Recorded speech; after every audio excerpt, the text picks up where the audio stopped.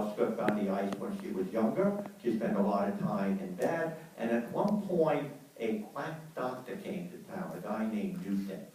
And a cousin or somebody came over to see Libby's father. And I should point out, at this time, being wealthy, they were able to send Libby to doctors in Washington, D.C., in Philadelphia, New York. There was something called the Elmira water cure that people from all over the country came through, and she had other water cures. Essentially, you'd be put in waters that had some minerals in it, soak in, or sometimes of jets put on to create water pressure. Again, so like none of this seemed to work. But this Dr. Newton came, this quack, and Newton was one of these guys. He'd go up on stage like here, and Steve was a cripple, wave his hand, and Steve could walk. Okay, and he'd do that for free. But there was always some rich person in town who they needed this, and they got charged a lot of money.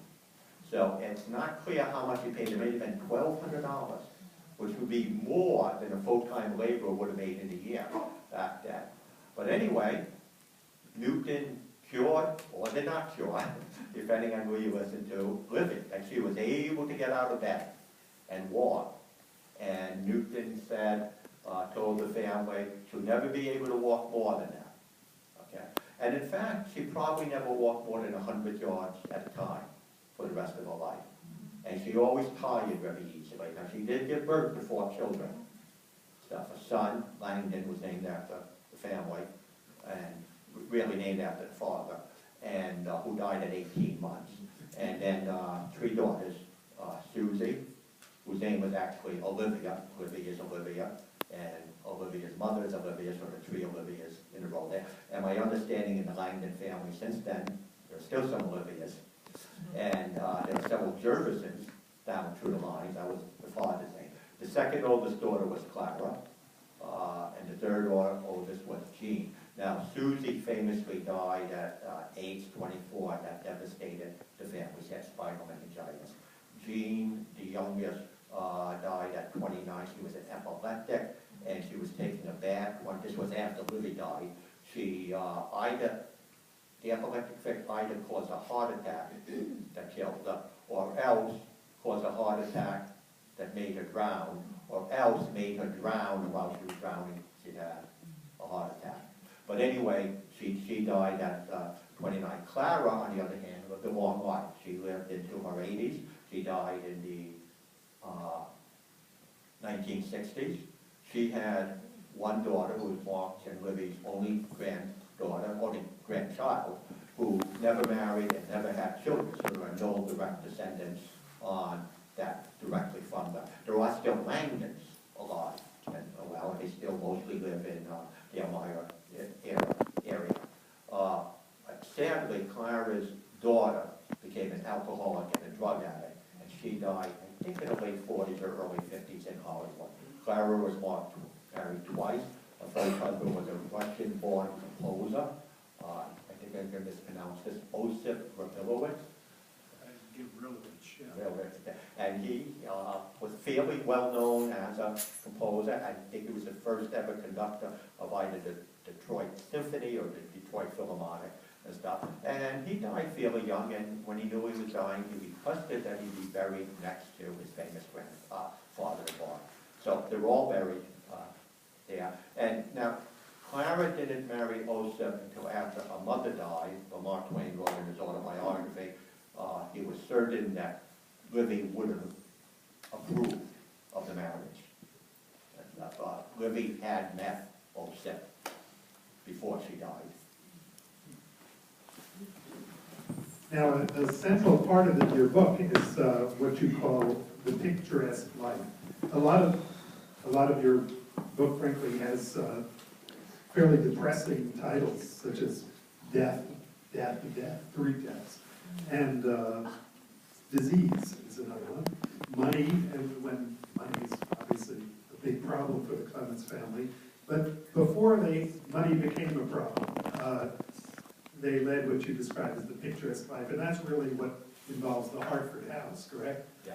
And so there we get wonderful stories, and I can see, as I mentioned earlier today, that you've mined a lot of the more recent accounts of the house that appear, for example, in the volumes of the autobiography that have been published so far. You know, we're sort of 2 volumes into a 3-volume update and compilation of the autobiographical writings that, or autobiographical dictations really, that Mark Twain made in very late life. And these have wonderful fresh stuff. I don't know if this is from them, but I'm just going to read a very brief section about their life in, this is actually in Paris. But Mark often did things, Livy would hold small dinner parties about twice a week when they lived in Paris. Mark often did things at the parties that she didn't approve of. She often said to him after one of the parties, "I have told you over and over again, yet you do these same things every time, just as if I never had warned you."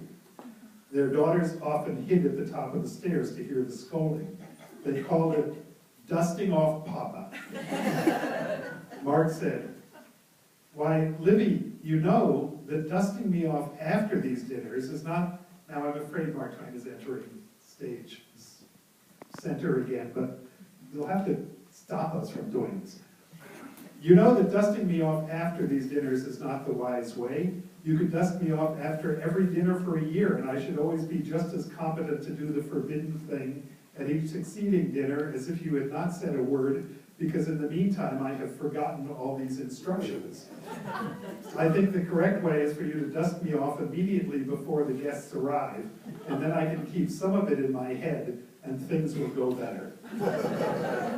So, although he's upstaging it, it does give I mean, that's a sort of jokey, you know, makes it sound like she's sort of a nag, and but the quotes, the other quotes of the stories that you bring out, really, they bring up the sort of teasing relationship they had with each other when things were really at their best, and in their life in Hartford, and maybe in the European trips they took, you know, before their bankruptcy. So just tell us a little bit about life in the Hartford house, since that's where we are.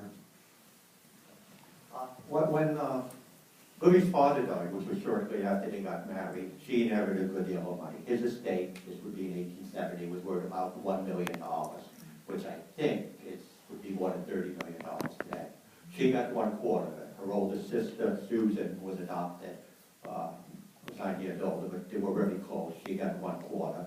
Her mother, also Olivia, got 1/4, and the younger brother, Charlie, got 1/4. So she was worth almost immediately after she gets married about $250,000. And so she starts out fairly wealthy, but at this time, Mark Twain had just returned from a trip a little while earlier from the Holy Land. There was a trip organized, a tourist trip to the Holy Land, which was organized by one of the beaches, the minister in Brooklyn Church. Henry Ward. And his brother was the preacher of a Congregationalist church in Elmira, and was the preacher, became the preacher for the Langdon family. I should point out that the Langdons were originally Presbyterians, but the Langdons were very, very much opposed to slavery, and the Presbyterian church as a church did not take a stand against it. They kind of felt each individual member take a stand. And for that reason, they put up money, as did some other people with money in Elmira, to start a Congregationalist church, because the Congregationalists were very much opposed to slavery. So they switched the denominations because of the stand on slavery. And they generally had a strong social conscience. You know, they felt sorry for poor people. They tried to help with that. And Livy inherited all of this. At least she was brought up with it. She was also brought up with a love of literature. It was part of the family entertainment in the Langdon family that at night, people, particularly the father, would read from books to the family. After she got married, it was part of in the Clemens family, part of the entertainment traditionally at night was also to read, not from a published book, but from a manuscript. Mark spent the day writing, and then he entertained his family by reading what he had written. He always made himself the center of attention. There is a question that a lot of scholars have, and I mentioned this before, how much of a role does she play in writing? Now, some of you may know this, that when students